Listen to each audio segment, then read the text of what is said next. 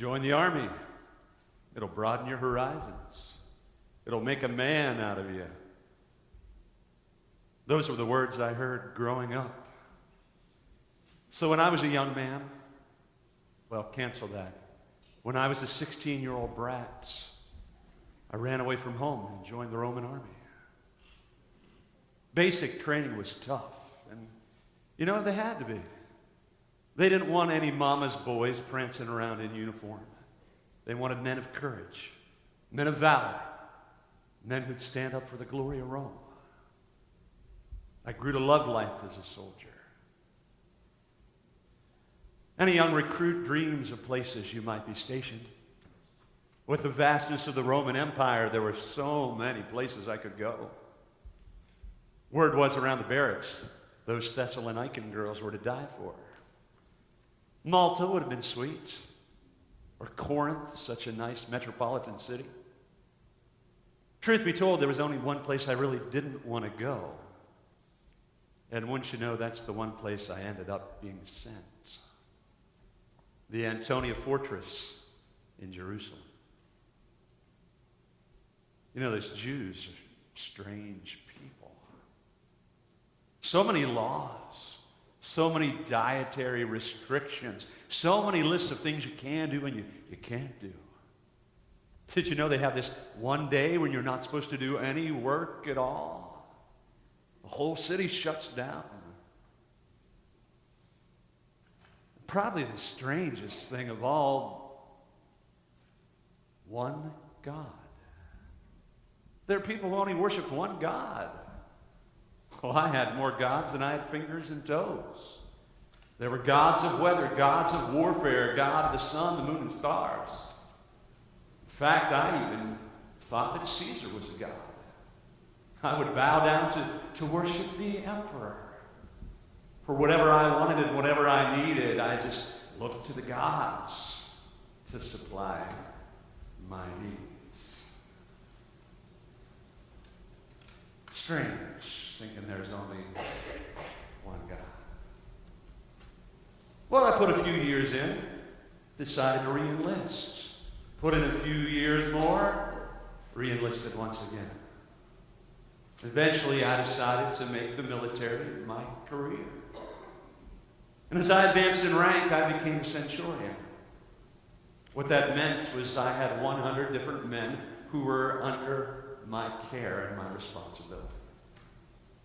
Now, when you're low in rank, it's pretty easy. You just listen to what your commanding officer says. If you do what you're told, everything works out fine. But the higher you advance in rank, the more you're responsible, which has its perks, but at the same time can be a pain in the Roman rump, if you know what I mean. Challenge. Now, there are some centurions, they would just sit around the Antonia Fortress all day, sharpening their swords, acting as if they had big, important things to do. But my job was much less luxurious. You see, I was a centurion put in charge of overseeing crucifixions that took place around Jerusalem. Of all forms of capital punishment, there is nothing as inhumane and horrific as the brutality of crucifixion. And whenever someone was crucified, it was out in the public eye, so that everybody passing by would look over and recognize, you don't mess with Rome. Now, many people think that if you're crucified, you die from blood loss. Oh, that's not the case. You actually die from asphyxiation. See, as an individual would be put on the cross, they would have 3 nails driven, 2 of them through the wrists. The radius and ulna are there right between the 2 bones, straight through the cartilage into the wood. One hand and the other.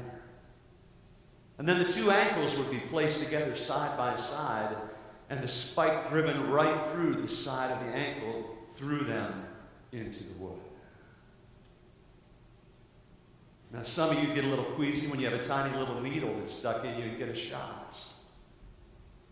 Can you imagine a spike being driven right through you?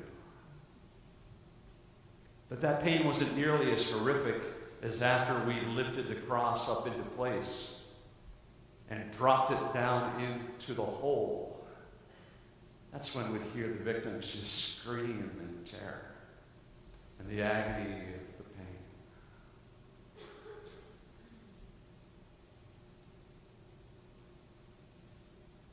You know, I got so numb to the whole gory mess that pretty much one crucifixion was the same as the next. That was all until that last one. In fact, after that last one, I walked away from the army and never looked back. He was a Nazarene from up north. Word was he was a radical rabbi who had new ideas, and some of the Jewish aristocracy just didn't like him. He threatened their security, their ruling power. They wanted him dead. They brought him before Pilate. Pilate really didn't see anything that was wrong with him. He wanted to set him free. But the Jewish leaders stirred the people up. And they were shouting and they were screaming. Eventually, they were screaming, "Crucify." But Pilate didn't want that to happen. He sent him off to receive 39 lashes. Now, that doesn't sound so bad. But this wasn't any ordinary whip. It's a leather strap, similar to a belt you might wear, but embedded on the end were pieces of glass and pieces of bone and pieces of stone. And so every time that the whip went down, it sunk right into the individual's back.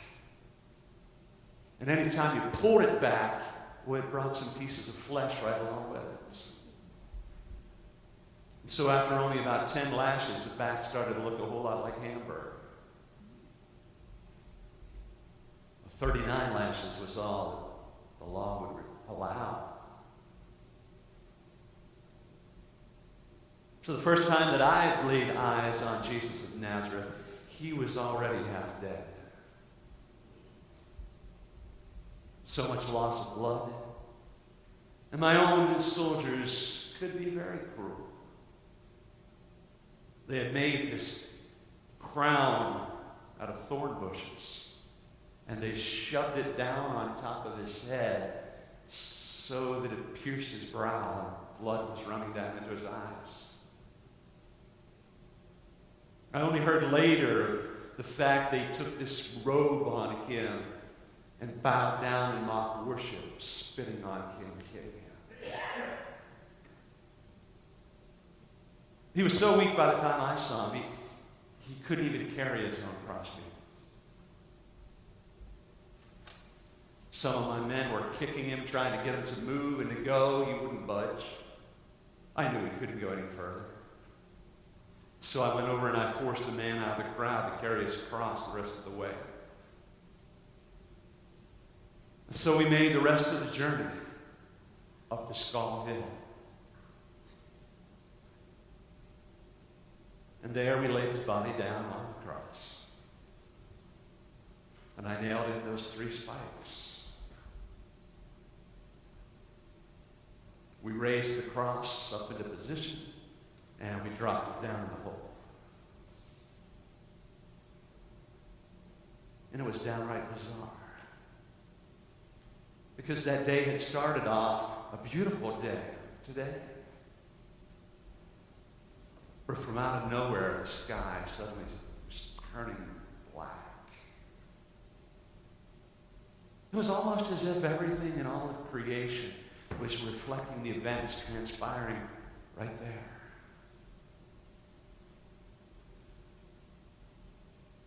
Now, people were passing by, some looking in horror and shock. 3 crosses on the top of that mountain. Some of the religious leaders came up and they started to mock and humiliate him. Oh, you said you could save other people. You can't even save yourself. If you're really the Son of God, come down there. You know, I've seen so many people on the cross. Some of them cursing other people out. Some of them yelling about their innocence. Some of them screaming out in horror at the pain. But never had I heard what came off of that man's lips. Father, forgive them, for they know not what they do. How could someone being spit upon, humiliated, mocked, ask for forgiveness of their accusers?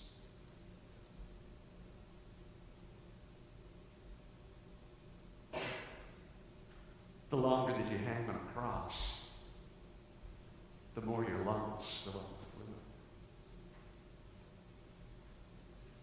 In fact, it gets to the point you can't breathe unless you push up all your weight on your legs, which are already numb, and try to just grasp enough air. That guy was in so much pain and agony that there was this part of me that wanted to take out my sword and just thrust it right through him to put him out of his misery.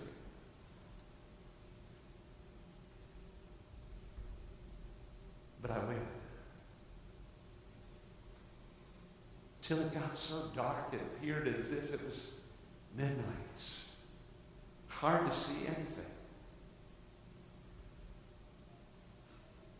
And eventually he breathed his last. And it was then that things really got freaky. Because out of nowhere there was this earthquake. The rumbling rocks around there at Skull Hill began to crack.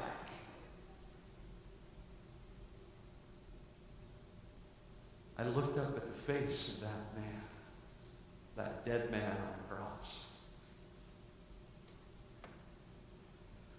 And in my humility I said, surely this man was the Son of God.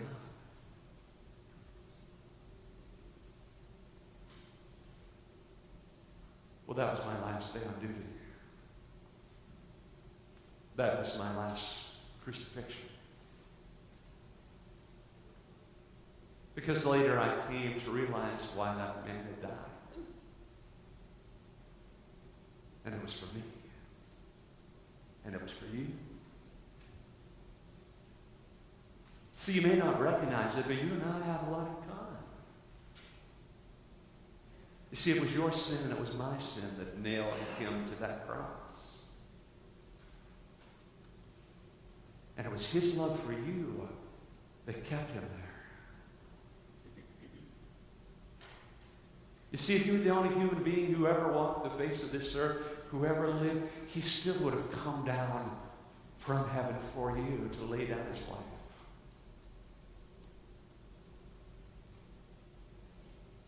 We're told that without the shedding of blood, there's just no forgiveness of sin. And all of us have a sin problem. All of us need a Savior.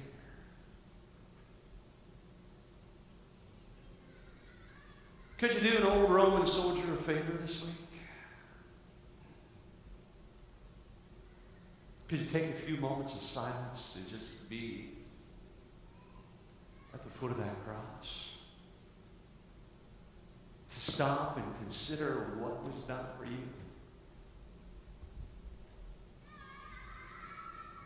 He was God's Son. And he's our Savior. And boy, if he laid down his life for us, shouldn't that motivate us to give our lives for him?